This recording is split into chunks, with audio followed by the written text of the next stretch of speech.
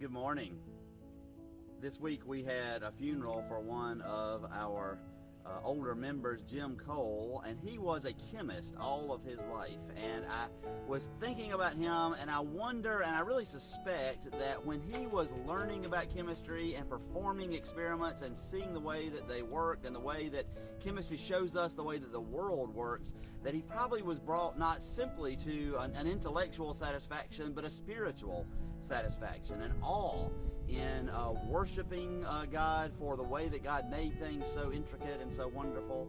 Think about that very first chapter of the Gospel of John that says, in the beginning, of course, making us think back to Genesis. In the beginning was the Word, and the Word was God, and the Word was with God. And everything that was made through Him, and nothing that was made without Him. It's this wonderful, poetic, awesome sense of God the Creator.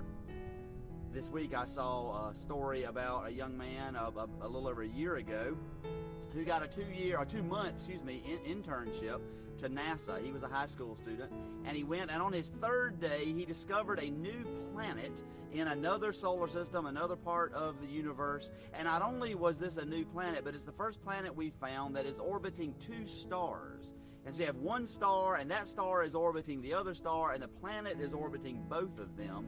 And I was just brought into so much awe to think about that and to imagine the Trinity at the creation saying, let's create a star, and let's have another star orbit that star, and then we'll have a planet orbit that star. And that brings me into so much awe. What is it that gives you awe? Be aware that all truth is God's truth, and those things that just make your mouth drop open, in some way God is involved in those things. And when we experience awe, we have the opportunity to worship. So I invite you today to find some way to experience awe and to worship our God. And we can do this because, of course, our God is with us.